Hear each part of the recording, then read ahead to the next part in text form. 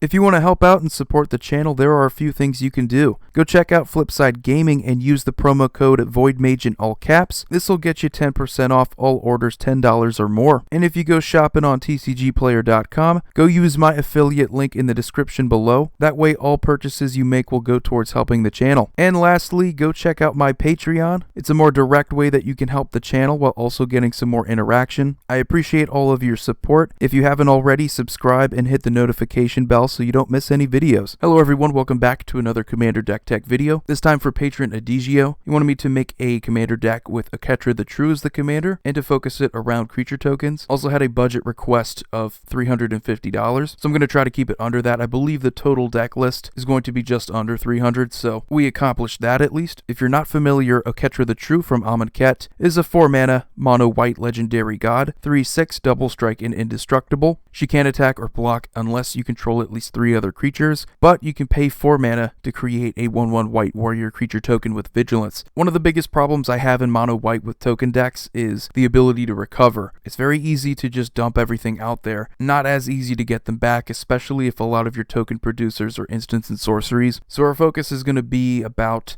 not just creature tokens, but surviving with good combat cards. We have some combat tricks too, but that's mostly going to be making our creatures indestructible. But starting it off here with the land base, we have the newer card, Castle Ardenvale. We can pay 4 mana to create a 1/1 white human creature token, so by tapping this in addition, that's really just 5 mana. Pretty expensive for a 1/1, but if you have nothing better to do, if you can't use Oketra's ability, you might as well use this one. Emiria is a staple in mono white if you have 7 or more planes. Little involvement to have something that helps you recover later in the game. Memorial to Glory, we can sacrifice it for 4 mana and tapping it to create 2 1/1 soldier creature tokens. And if we want to get a little bit more mana, Nykthos Shrine to Nyx is a must-have for any monocolor deck. And this is mono white, and if there's any color in Magic that has a deficiency in card draw, ramp, this is the color. So to help us out with ramp, things like Soul Ring, Wayfarer's Bauble, good 1-drop cards, Marble Diamond, Mind Stone, 2 drops that are going to give us 1 mana, Pearl Medallion, and Oketra's Monument. Not really ramp, but cost reduction in mono white is just as good. Worn Power Stone, 3 mana, but it's going to tap for 2, like a Soul Ring. And we have a Caged Sun to double our mana, making it easier to abuse Oketra's ability, doing it multiple times in a turn. The more tokens we get off of that is going to be cool because we also get a +1/+1 Anthem. We also have the awesome Smothering Tithe, one of the most busted cards from 2019, getting all of those treasure tokens, giving us colored mana. This is such a valuable card to have, especially in mono white. Again, we're gonna suffer when it comes to card draw and ramp. Cards like these definitely make a difference. They also have some creatures that are gonna help give us some more mana, Knight of the White Orchid and Burnished Heart. I like these better than Solemn Simulacrum because in mono white, I find it rare that if I'm struggling to get my mana, it's usually when I have less than 4 mana. So if I can at least get to 2 or 3 mana, I should be good with these cards. Moving on to card draw. Having an abundance of card draw is going to make it easier for us to get our ramp. It's going to make it easier for us to play our deck. Skull Clamp is the auto-include for any mono white deck, to be honest. When that creature dies, you get to draw 2 cards. It's pretty sweet. And we have the awesome Endless Atlas, another card I would consider an auto-include in mono white. You can pay 2 mana and tap it to draw a card, but you can only do that if you control 3 or more lands with the same name, which in a mono-colored deck where we have around 30 planes, that shouldn't be difficult. We also have Idol of Oblivion, a newer card that does function well with token decks. We can tap it to draw a card, but we can only activate the ability if we created a token this turn. You do have a requirement in creating the token, which does make up for the lack of any kind of cost other than tapping it. Still a pretty nice card to have though. It has a nice contingency where we can just pay 8 mana and sacrifice it to create a 10/10 colorless Eldrazi. We have Dawn of Hope, which is a pretty underrated white enchantment. Whenever you gain life, you get to pay 2 mana, and if you do, you draw a card. This is in addition to a way to create tokens that have lifelink. So just gain life, pay 2 mana to draw a card. It's not as good as some card draw in other colors, but we don't have an abundance of it in white. And we have the auto-include for mono white that I'm always going to put in my mono white decks, Mentor of the Meek. Whenever another creature with power 2 or less enters the battlefield under your control, you may pay 1 mana, and if you do, you draw a card. This is so important to have in this token deck because most of our tokens are going to be power 2 or less. And yes, there are certain circumstances where this is just dead because you have a lot of anthems, and there's just no way that you're going to have have creatures power 2 or less because of that, and that's fine because this is really just meant to help you out earlier in the game. Now we go on to our token producers. A lot of these are going to be in creature form. An error of mine in past decks is when I don't include enough actual creatures and I focus it almost entirely on non-creature token producers, making it harder for you to recover in a lot of those games. So if you have actual creatures, you can bring them back easier. Brimaz, King of Oreskos, is a token producer. Nothing super special, but if you can get one a turn, it's going to make it easier so that you can attack with your Oketra. Emeria Angel gives you a token whenever you have a land enter the battlefield. Another good reason to play cards like Wayfarer's Bauble and Burnished Heart, so you get those extra landfall triggers in white. Hero of Bladehold, another creature that gives you tokens whenever it attacks, but this time you get 2 1/1 white soldier creature tokens. You also have Battle Cry though, so it's kind of like an anthem. We have Leonin War Leader, which is basically the same thing but without the battle cry. Does give you lifelink though, so making those other cards viable. We have Springjack Shepherd, which is really nice because we do have the anthems. We're essentially getting 0/1 white goats for our devotion to white. They are going to be much bigger though, so expect that. Angel of Invention has Fabricate 2, which means most of the time you're going to want to have those servos. Other creatures you control get +1/+1. And of course, God Eternal Oketra doesn't make a bad card as one of the 99. Every time you cast a creature spell, you're going to get a 4/4 black zombie warrior creature token. To be honest, either way you go, you could have God Eternal Oketra as the commander of this deck, or Oketra the True.